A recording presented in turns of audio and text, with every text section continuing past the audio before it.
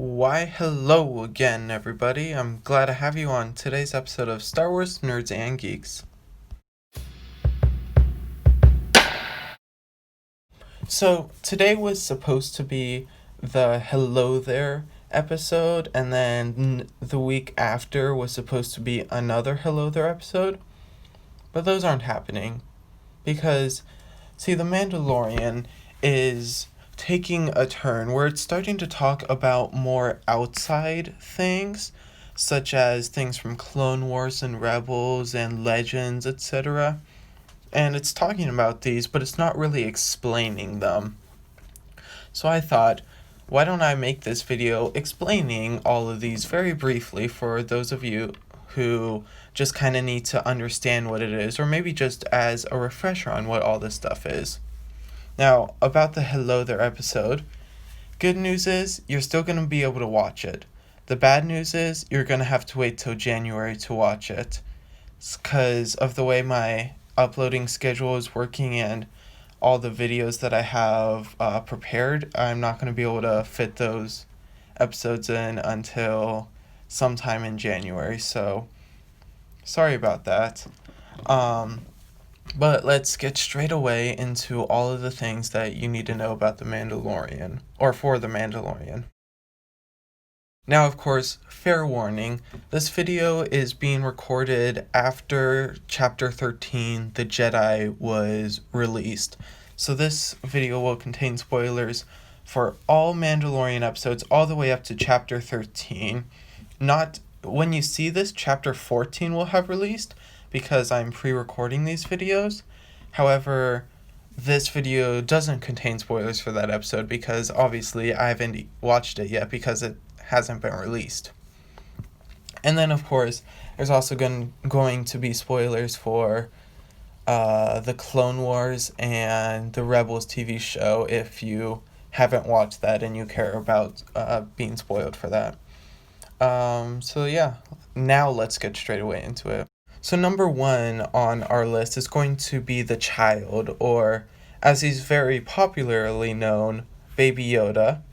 He recently got a name called Grogu, which in my opinion does not fit him at all, but it's the name he's been given. I'm gonna have to get used to that, however weird it is. So Grogu is a member of Yoda's species. The most famous of these species, as you could probably tell, is Yoda. There's one more member of this species. Her name is Yaddle. She appears very briefly in a couple scenes from episode 2, but not from episode 1, my bad. But she doesn't appear in any other films, and she only appears a tiny bit in canon. So those are the only three members of Yoda's species from canon as far as I know. There's a few more members from Legends, but overall, there's not many members of Yoda's species. So this is why Grogu is a very important and really exciting character. It's not only he's really cute, but also he's a member of a species that we don't know much about. I mean, we know next to nothing about Yoda's species. We know that there are 3 members of their species. We know that they're generally force sensitive. We know that they are all members are Jedi, and we know what they look like, but we don't know their background. We don't know their homeworld. We don't know the name of their species. We don't know. There's just so much we don't know about Yoda's species. So Grogu is important because of that. He could be the clue to letting us know more about Yoda's species. So if you didn't know, that is why Baby Yoda is so incredible. Number 2 on our list is going to be Mandalorians. The Mandalorian, as you may have guessed, Mandalorians are very, very important to the Mandalorian TV show. I mean, it's named after them. But what are Mandalorians? Well, some of you may know or may think that you know Mandalorians, such as Jango Fett and Boba Fett, but I'm sorry to tell you this, those aren't real Mandalorians. Jango Fett and Boba Fett wear the same armor as Mandalorians, but they are not true Mandalorians. They're simply bounty hunters wearing the armor. Now, Mandalorians have a very complicated history in both legends and canon, but I'm going to explain it as best as I can to help you understand.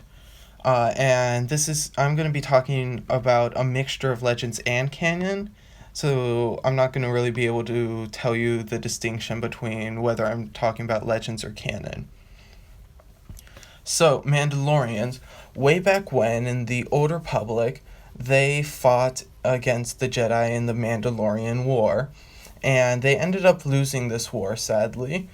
And because of this loss, they ended up hating the Jedi. That was one outcome. They hated the Jedi. And then number two, the Mandalorian faction were splintered. Now hold up, let me go back a tiny bit more. The Mandalorians are like a group of people that, a group of warriors almost. It's kind of like a religion, it's kind of like a group of warriors, and it's kind of like a species or a race. So the Mandalorians, way back when, there were the true Mandalorians, and they founded these Mandalorians. And these true Mandalorians were very skilled warriors, and they ended up, through conquests of worlds and whatnot, they ended up growing their ranks to include many, many people, both humans and non-humans, which was something really revolutionary at the time. There was a lot of speciesism between humans and non-humans, so it's kind of incredible that Mandalorians would invite humans and non-humans into their rank.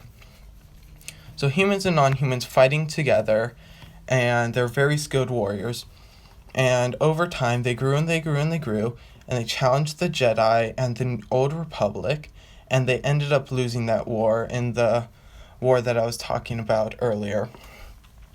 So they end up losing this war, and now the Mandalorians are splintered and on their own. And the Mandalorians, there's like several different clans of Mandalorians. You have Mandalorians like the Vizsla clan, which becomes really important later on in like Rebels. If I'm not wrong, Sabine Wren is a part of Clan Vizsla. So Clan Vizsla is a very important clan, one of the most famous clans. You have Mandalorians like the true Mandalorians, and then you have Mandalorians like the terrorist organization Death Watch. So, just a whole bunch of groups of Mandalorians. And then there's the Mandalorians that this Mandalorian, the main focus of this TV show, is a part of. And they have kind of been described as a cult, almost, as a cult subsect of Mandalorians. They never take off their mask, which is something that most Mandalorians don't follow. They hide underground and work as bounty hunters, and they follow a code of ethics. Now, most Mandalorians follow the same sort of code of ethics, saying stuff like, they will follow through with their word. If they give you their word, they will keep it. They almost never betray what they say. They fight with honor, and they will protect their like clan's honor, and they will protect their clan. That's about all there is on the Mandalorian. Yeah, that's the Mandalorian. That's why Mandalorians hate Jedi, and that's why it was crazy to see a Jedi and a Mandalorian together. And that's why you see all these different types of Mandalorians. And so, for example, we saw Bo-Katan. Yeah, we saw her, and she was a part of Death Watch. And if you saw Clone Wars, then you'll remember that she was a part of Death Watch, but when Darth Maul took over Death Watch, she left Death Watch and ended up creating kind of her own sort of faction that would fight against Darth Maul's Mandalorians. And so she fought against them to free Mandalore in the Mandalorian Civil War. So that is who she is. And she was a part of the terrorist organization Death Watch. And I can't tell you for sure if she is still part of that organization, but she is probably not as much of a terrorist anymore, which is a good thing. But that is Mandalorians. Those were two kind of obvious ones that I'm sure most of you knew a lot about. And I'm going to slowly go into more and more obscure things that less and less of you will know about. So the next thing, we're going into a tiny bit more obscure, and that is Ahsoka Tano. Now, Ahsoka Tano is not that obscure in this. If you've seen the Clone Wars, you've seen Rebels, or you've just are keeping in touch with Star Wars, you'll know about Ahsoka. She went from this whiny little teenage brat that showed up in the beginning of the Clone Wars in the Clone Wars movie, and then she ended up becoming one of the most beloved Star Wars characters, probably the most beloved Star Wars characters to come out of the Clone Wars TV show, alongside people like Darth Maul and Captain Rex. So she's really, really loved. But who is Ahsoka? Well, I'm gonna just go through her as quickly as I can. Ahsoka was first showed in the Clone Wars movie. She is a young kid. I think that she is like a mid-teen, so like 16, maybe 15 years old, or maybe she's even younger than that, but she's really young. She's a kid. And she comes and she's under Anakin Skywalker. She's the apprentice to Anakin Skywalker. And they end up getting a really good relationship going on. See, Anakin and Ahsoka are both kind of rash. They both think outside the box. They both they both kind of do what they want, and they're both like really powerful Force users and pretty solid fighters and sword wielders or lightsaber duelists. So they can both hold their own, and they're both really similar, so they work well off of each other. And the longer they end up to the longer that they are master and apprentice, the closer the bond they have. So Ahsoka and Anakin are master and apprentice, and the nicknames that they call each other, in case they ever bring this up as like an Easter egg or anything, Anakin calls Ahsoka Snips, and Ahsoka calls Anakin Sky Guy. So then what ends up happening is Ahsoka, much later in the Clone Wars, is blamed for bombing the Jedi Temple. So she gets exiled from the Jedi Order. A little while later, Anakin goes on this ginormous mission to prove that Ahsoka is innocent. And in the end, he proves it. Ahsoka's innocent, and the Jedi Order invites Ahsoka back. However, Ahsoka goes, "No way, Jose. You guys did not believe me at all.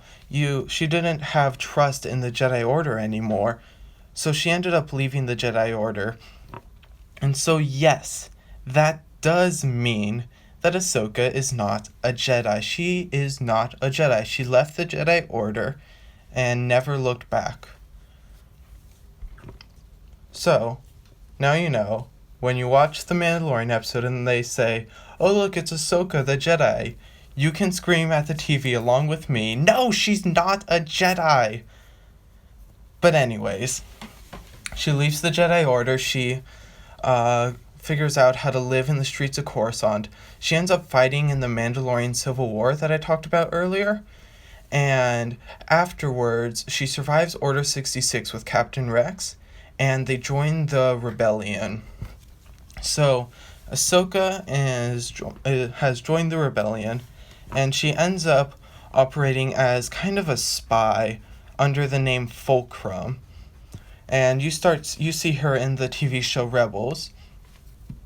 She operates as a spy under the name Fulcrum, and she goes on a few missions. The last mission that she goes on, I believe this is in season 3, she is defending everybody against Darth Vader. Darth Vader has gone into an old Sith temple that Ahsoka and all the other main characters of Rebels were in. So Ahsoka holds off Darth Vader, and they do a massive duel. And Darth Vader ends up defeating Ahsoka, just barely, but he ends up defeating Ahsoka. And this was a very powerful duel, because remember, Darth Vader was Anakin Skywalker once, and Anakin and Ahsoka had a very, very close bond, being master and apprentice. So that was a very, very powerful fight, watching that, and there's a lot of layers behind that. But anyways, a few seasons later, Ezra kind of goes back in time, and he saves Ahsoka right before she dies. So Ahsoka ends up surviving that fight because of Ezra coming back in time. Ezra is a Jedi from the Rebels TV show. So Ahsoka is now survived, and she ends up... Oh, actually, I don't know what happens to her, but it kind of looks like she's just going around doing heroic deeds, as we see her fighting the Magistrate on whatever world that was, the Corvus. So I assume she's just going around doing heroic deeds, and she ends up... Well, yeah, that's about all I have on Ahsoka. I'll finish that thought in the next section. So now for the next number. I've lost track. I don't know what number this is. Sorry. But I'm going to talk about Ezra Bridger, who I mentioned in the previous section. He's the Jedi in Rebels. So Ezra was never actually mentioned or seen in The Mandalorian. However, there are theories coming around that Ezra's going to show up in The Mandalorian in the future. So, who is Ezra? Well, essentially, he is a Jedi in the Rebels TV show. His master was Kanan Jarrus, who survived Order 66, found Ezra as a teenager. He found that he was force sensitive and trained him in the ways of the Jedi. Ezra becomes a Jedi. Kanan dies, and now Ezra's kind of on his own. So he has to try and figure out how to do things on his own, and one part of the show, or the very, very end of the show, the finale, which I will talk about in a future video, because that finale made me love the show Rebels. But anyways, in the finale, Ezra is facing off against Grand Admiral Thrawn, who I'll talk about in a minute. So Ezra's facing off against Grand Admiral Thrawn, who is threatening Ezra's homeworld. And so what Ezra does is he uses some space-traveling whales, and who can travel through hyperspace. And he has the whales grab onto Grand Admiral Thrawn's ship and shoot into hyperspace. Grand Admiral Thrawn, Grand Admiral Thrawn's crew, and Ezra were all aboard that ship. They disappear into hyperspace, and no one knows what happened to them. The end. Or so we thought. See, that may have been the end of Rebels. The Rebels ends with kind of a voiceover by Sabine Wren, another character from Rebels, who had some sort of relationship going on with Ezra that I don't really know how to describe it. I think they were like good friends or something. But it ends with her doing a voiceover saying how her and Ahsoka were relentlessly looking for Ezra, but they've never found him. And then the show ends. However, Grand Admiral Thrawn and Ezra disappeared into hyperspace together. And since there are theories that Grand Admiral Thrawn is coming back, then it would make sense that Ezra would be coming back. Now Thrawn, who is he? Well, there's both Legends and a canon Grand Admiral Thrawn, and personally I like the Legends version way better, simply because it was the canon version of Thrawn, most of it was made in a kid's cartoon, Rebels, and he wasn't made that well, whereas in Legends, he was written in a book and was written very, very well. He was created by Timothy Zahn in the Thrawn trilogy is where he first shows up. So Grand Admiral Thrawn, there's a lot to say about him, but essentially he is a Chiss, meaning that he is actually from a far outreach of the galaxy. The Chiss were a species that weren't very well known in the main part of the galaxy because they were outside the galaxy and they valued their privacy. But the Chiss, so he comes to the galaxy and trains to be a Imperial officer. He ends up being a really good Imperial officer, and so the Emperor decides, you know what, I'll put away my bias against non-humans and I'll make him a Grand Admiral because he's really good and we need him to be a Grand Admiral. So Grand Admiral Thrawn becomes a Grand Admiral. So Grand Admiral Thrawn is he is the smartest person in Star Wars, hands down. He is able to do really, really smart things, such as he is just a battle tactician. So he can take 2 Star Destroyers against a ginormous fleet and just win.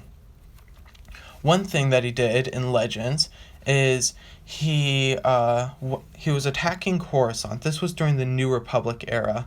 So he had a small fleet of ships attacking Coruscant, and he knew that he couldn't take on Coruscant because it was the center of the New Republic. However, he knew he could completely screw over the New Republic. So what he does is he fires out asteroids that have cloaking shields on them that float around in the atmosphere. And because the New Republic doesn't know where those cloaked asteroids are, and they can't see them, they have to keep their shield up, because if they let their shield down, then the invisible asteroids will come in and destroy the planet, because just about the sheer amount of asteroids pelting the surface, and they can't blow them up because they can't see them. So there's asteroids floating around. However, Grand Admiral Thrawn does an even smarter move than just that. He fake fires asteroids. So when the New Republic is looking at it, they think that there are like 500 asteroids circling around them, whereas in reality there's only like 20. So that was pretty impressive, and that kind of rendered the New Republic useless because everybody was on Coruscant and Thrawn could just do whatever he wanted. That's just one example of how smart Thrawn is. So, like I said, he comes in canon. That was all Legends, so now he's in canon, and he fought the rebels in the TV show Rebels, and Ezra Bridger and him leaped into hyperspace, and who knows where they are. So Thrawn might be coming back, and that is exciting because he's my favorite character, and I know he's a lot of people's favorite character, and that a lot of people really like him. So now last but definitely not least is going to be Tython. First, I had a really good recording about Tython, but it somehow disappeared very mysteriously, kind of like that one episode where just everything went wrong. But since it disappeared, you're stuck with this recording, which is probably not going to be as good. But second, Tython. What is Tython? Well, I'm sure that most of you knew like the first few, and as I was going down this list, I'm sure that there have been less and less of people that have known about these things. And now Tython, I think, is going to be the one that most people watching this aren't going to know about. So now you won't be able to know. Tython, what is Tython? Tython is a planet. But it's not just any planet, it's a very special planet. It's from Legends, which is pretty cool because it's another instance of Legends becoming canon. But not only that, Tython is the home of the famous Jedi. And no, I did not pronounce Jedi wrong. They're called the Jedi. The Jedi were the very first Jedi. They're very ancient Jedi. But they weren't actually Jedi per se. They were more like Jedi and Sith. They practiced both the dark side and the light side, and they balanced it out so that they would be in like perfect unison, perfectly balancing the Force. And so these Jedi would use like the light side to show compassion for people, but they would also be able to use the dark side to do whatever is necessary to get what they need. So say for example, there's a world that's going to be blown up. A Jedi would want to save the world, while a Sith would want to let the world die. But a Jedi would be able to look past all that and be able to think about what the real best thing to do. Would it be to save the world and save everybody on it? Or would it be to let the world die? Because maybe if the world blows up, the rest of the galaxy is saved. And, so the Jedi are a little bit more both-sided. They're able to see both sides of the argument, which is why they're pretty cool. But I say that not because I think that there's going to be Jedi in The Mandalorian, because I don't think that's where Disney's heading. I'm saying that because I just think it's really fascinating. I love the Jedi. They're one of my... I really like their ideology. I'm going to talk about that later because I think it's really awesome. But anyways, Tython, the home of the famous Jedi. There's lots of Jedi temples there. There's lots of deep crevices that are just filled with the Force. It's a really, really incredible place. But Tython isn't really the remarkable part of it. Tython in of itself is really remarkable, but it's where it's situated. That is the crazy part. So Tython is situated in the deep core. The galaxy, hopefully you can see by the map, is kind of separated by rings. You have the Outer Rim, which is where most of the action takes place in Star Wars, because the Outer Rim are neglected planets, so that's the most interesting to talk about. Then we get Mid and Inner Rims, and those planets are kind of like in-between planets. There's nothing really special going on there. And then you slowly go in rings, and you finally get to the core worlds. And we barely hear about the core worlds in the movies, because the core worlds were a bunch of rich snobs talking about politics. And people don't like to watch that because, that's why people hated episode 1, was because a lot of it was rich snobs talking about politics, which is what the core is. But the core isn't the last ring. The very last ring, the very innermost ring, is the deep core. And the deep core has not really been talked about just because of how dangerous it is to travel. The deep core is situated so far deep in the galaxy that there's a black hole either at the center of it or just somewhere inside of it. So there's a massive black hole. I think it's one of the top 3 biggest black holes in the galaxy. There's a massive black hole. The planets are all really close together in the deep core, so that creates some weird gravitational effects.